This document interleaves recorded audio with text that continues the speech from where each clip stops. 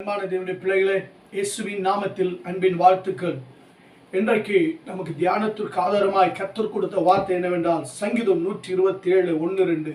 கர்த்தர் வீட்டை கட்டாராகில் அதை கட்டுகிறவர்களின் பிரயாசம் விருதா, கர்த்தர் நகரத்தை காவாராகில் காவலர் விழித்திருக்கிறது விருதா என்று சொல்லப்படுகிறது. எபிரேயர் 6:10 சொல்லப்படுகிறது, ஏனென்றால் உங்கள் கிரியைகளும் நீங்கள் பரிசுத்தவான்களுக்கு ஊழியம் செய்கிறதுனாலும் செய்து வருகிறதுனாலும் தமது நாமத்திற்காக காண்பித்த அன்புள்ள பிரயாசத்தை மறந்து விடுகிறதற்கு தேவன் அநீதி உள்ளவர் அல்லவே. இங்கே ரெண்டு விதமான காரியங்கள் சொல்லப்பட்டிருக்கிறது.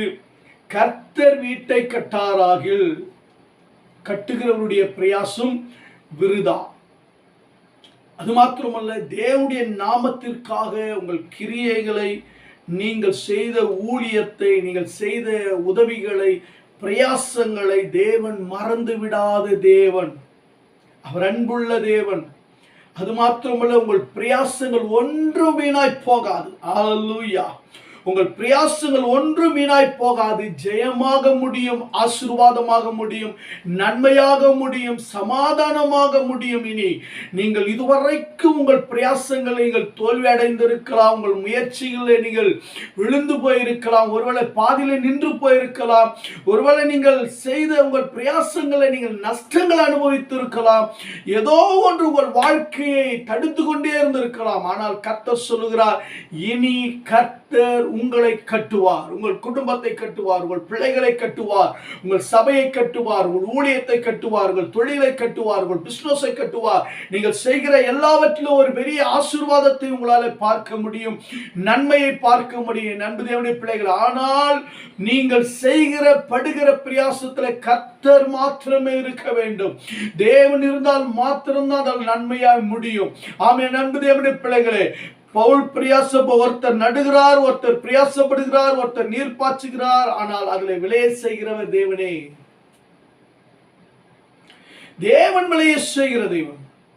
ஹல்லேலூயா. நடுகிறவனாலும் ஒன்றுமில்லை, நீர் பாய்ச்சுகிறானோ ஒன்றும் விளை செய்கிற தேவனாலே எல்லாம் ஆகும் என்று சொல்லப்பட்டிருக்கிறது. வேதம் சொல்லப்பட்டிருக்கிறது. பாருங்கள், ஆதியாகமம் என்ற புஸ்தகம் 5:29, கர்த்தர் சபித்த பூமியிலே நமக்குண்டான வேலையிலும் நம்முடைய கைகளின் பிரயாசத்திலும் இவன் நம்மை தேற்றுவான் என்று சொல்லி அவனுக்கு நோவா என்று பெயரிட்டார்களாம். நம்மை தேற்றுவான், நம்ம கையின் பிரயாசம் நமக்கு நஷ்டம் வராதபடி நம்மை தேற்றுவான். நம்முடைய கையின் பிரயாசம் இவன் நிமித்தம் நமக்கு ஆசீர்வதிக்கப்படும், இவனை கொண்டு நாம் இறங்கி செயல்பட்டால் நமக்கு ஜெயமாய் மாறிவிடும் என்று சொல்லி அவருக்கு நோவா என்று பெயர் வைத்தாராம், தேற்றுகிறவர். ஹல்லேலூயா.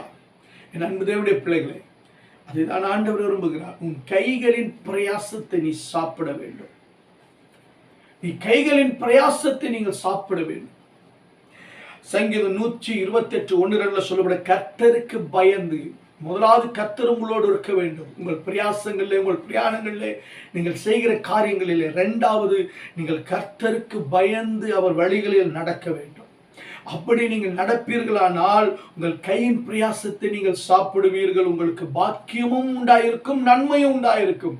நீங்கள் ஆசீர்வதிக்கப்பட்டிருப்பீங்க. நீங்கள் செய்கிற எல்லா தீமையெல்லாம் நன்மையாய் மாறிவிடும், விரோதங்கள் எல்லாம் ஜெயமாய் மாறிவிடும். உங்களுக்கு விரோதமாய் செயல்படுகிற பிசினஸ்ல, தொழிலெல்லாம் உங்களுக்கு ஆசீர்வாதமாய் மாறிவிடும். கர்த்தர் எல்லாவற்றையும் சரியா மாற்றிவிடுவார். உங்கள் பிரயாசங்கள் ஒன்று வீணாகாது. எத்தனை தடை வந்தாலும் கர்த்தர் அவைகளின் மீது உங்களுக்கு நல்ல ஆசீர்வாதத்தை கொடுப்பார். கர்த்தருக்கு பயந்து நடக்கும் பொழுது அவன் குடும்பத்துக்காய் படுகிற பிரயாசம் அவனுக்கு ஆசீர்வாதமாய் மாறும். அவர்கள் பிள்ளைகளுக்காக படிப்புக்காய் பிரயாசப்படுகிற நீங்கள் உங்களுக்கு ஜெயமாய் மாறும். இப்படி கர்த்தர் அநேக ஆசீர்வாதங்களை, அநேக நன்மைகளை கர்த்தர் உங்களுக்கு வைத்திருக்கிறார். அல்லேலூயா. கர்த்தருக்கு பயந்து நடுங்க, கர்த்தருக்கு பயந்து நடுங்க. ஆமென். அன்பு தேவனுடைய பிள்ளைகளே, உபாகமத்தில் கூட சொல்லப்பட்டிருக்கு இல்லையா, 28ஆம் அதிகாரத்தில் உபாகமம் பாருங்க, உன் களஞ்சியங்களிலும் நீ கைகிடுகிற எல்லா வேளையிலும் உனக்கு ஆசீர்வாத கட்டளை இருவார். உன் தேவனாகிய கர்த்தர் உனக்கு கொடுக்கும் தேசத்திலே உன்னை ஆசீர்வதிப்பார். கர்த்தர் உன்னை ஆசீர்வதிப்பார். ஈசாக்கின் கையின் கிரியைகளை ஆசீர்வதித்த கர்த்தர் அவன் பிரயாசங்களை. காரணம் என்ன தெரியுமா? உங்கள் கையின் கிரியைகளை ஆசீர்வதிக்கணும். கர்த்தருக்கு பயந்து நடக்கணும். கர்த்தருக்கு பயந்து நடக்கணும். எப்படி தெரியுமா? இன்று நான் உனக்கு விதிக்கிற உன் தேவனாகிய கர்த்தருடைய கட்டளைகளின் படியெல்லாம் செய்ய கவனமாயிருக்கும்படி அவர் சத்தத்துக்கு உண்மையாய் செவி கொடுப்பாயானால் உன் தேவனாகிய கர்த்தர் பூமியில் உள்ள சகல ஜாதிகளை உன்னை மேன்மையாக வைப்பார். அப்போ அவருடைய சத்தத்தை கேட்டு அவருக்கு பயந்து நடந்தா உங்க கையின் கிரியைகளை கர்த்தர் ஆசீர்வதிப்பார். அல்லேலூயா. அடுத்து வேதம் சொல்லப்படுகிற இந்த அனுதின பிள்ளைகளே, ஆதியாகமம் எனும் புஸ்தகம் 31ஆம் அதிகாரத்துல இந்த 20 வருஷ காலம் உம்முடைய வீட்டிலே இருந்தேன், 14 வருஷம் உம்முடைய குமாரத்திகளுக்காகவும் 6 வருஷம் உம்முடைய மந்தைகளுக்காகவும் உம்மிடத்தில் சேவித்தேன். 10 முறை என் சம்பளத்தை மாற்றினீர். என் பிதாவின் தேவனாகிய ஆபிரகாமின் தேவனும் ஈசாக்கின் பயபக்திக்குரியவருமாகிய தேவன் என்னோடு இராமல் போனார். நீர் இப்பொழுது என்னை வெறுமையாய் அனுப்பிவிட்டிருப்பீர். தேவன் என் சிறுமையை என் கையின் பிரயாசத்தை பார்த்து நேற்று ராத்திரி உம்மை கடிந்து கொண்டார் என்று சொன்னார். பாருங்கள், யாக்கோபு தன்னுடைய சகோதரனை ஏமாற்றி, தன் தகப்பனை ஏமாற்றி, பிறகு தன் ஜீவன் தப்ப அவர் என்ன செய்கிறார்? தன்னுடைய மாமன் வீட்டுக்கு ஓடுகிறார். ஆரானுக்கு ஓடிக்கொண்டிருக்கிறார். அங்கே கர்த்தர் யாக்கோபோடு இருக்கிறார். யாக்கோபோடு இருந்து யாக்கோப்புக்கு செய்ய வேண்டிய எல்லா நலனையும் செய்கிறார். சுமார் 20 வருஷங்கள் இந்த லாபான் யாக்கோப்புக்கு தீமையே செய்து கொண்டிருந்தார். பாருங்க, தீமையே செஞ்சுக்கிட்டு இருந்தார். அவரை சிறுமப்படுத்திக்கிட்டே இருந்தார். அவரை கஷ்டப்படுத்திக்கிட்டே இருந்தார். ஆபிரகாமின் தேவனும் ஈசாக்கின் பயபக்திக்குரியவருமாக கர்த்தர் அன்னைக்கு தரிசனத்துல தோன்றி பாருங்க சொன்னாரு. அன்று ராத்திலே தேவன் சிரியா தேசத்தனாகிய லாபானுக்கு சொப்பனத்தில் தோன்றி, நீ யாக்கோப்போடு நன்மை அன்றி தீமை ஒன்று பேசாதபடிக்கு எச்சரிக்கையாயிரு. ஆண்டவர் எச்சரிச்சார். பாருங்க, இது யாக்கோபு கூட தெரியாது. கர்த்தர் பாத்தீங்களா?